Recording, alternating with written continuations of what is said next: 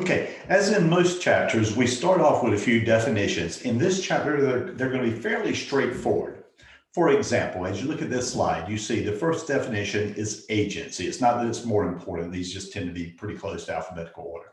So in regards to agency, it describes the relationship between an agent and their client.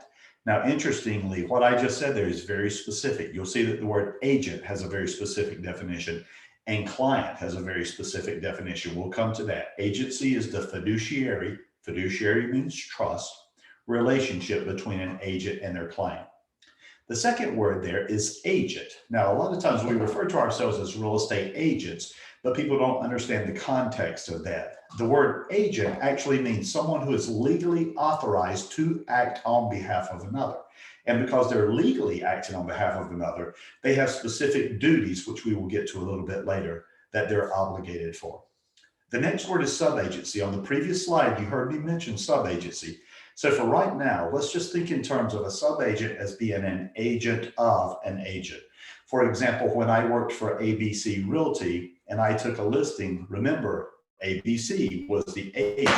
I was an agent of ABC, technically the subagent. Now, when I'm talking to my clients, I don't go around calling myself a subagent, but that is in fact the legal relationship. And subagency just describes that relationship. These words will come in often in this chapter. Very important word coming up here, principal and client. Now, there are some words in this chapter that means very specific things.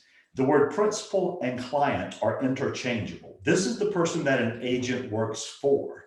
I want to go ahead and have you glance at the next word because this will be an example of what I'm talking about. You, throughout your life, have used the word customer, but probably not with the specificity that we're going to use it in this particular chapter. I work for a client. If I'm an agent, a client is the party I work for. I am a fiduciary of that person. If a person is a customer to me, that means they are a third party. For example, listen closely. If I am a listing agent, the seller is my client.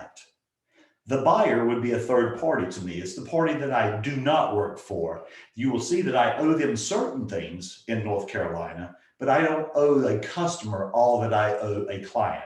Here's my point. When you're reading these questions, a question can literally turn on whether the word client or customer is used. Watch for that in this particular chapter.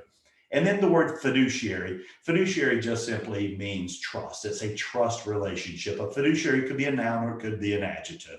A fiduciary is a person who's acting for another in a trust relationship, but fiduciary also describes the trust relationship. That will not be a tricky one for you in the context. And then finally, when we get to this slide, I have to remind you that you're not only going to take a state exam, you're going to take a national exam as well. Listen closely. North Carolina does not have transaction brokers, okay? That does not literally exist in North Carolina. So if it shows up on the state portion of the exam, it's just going to be there to distract your attention, okay? Literally a distractor, all right?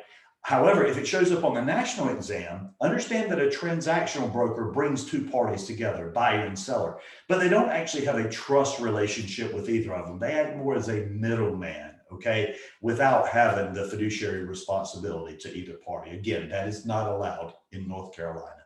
We will see some of these words pop up throughout the chapter. Come back to this particular video if you need further instruction on the definitions of these words. We'll see you in the next slide.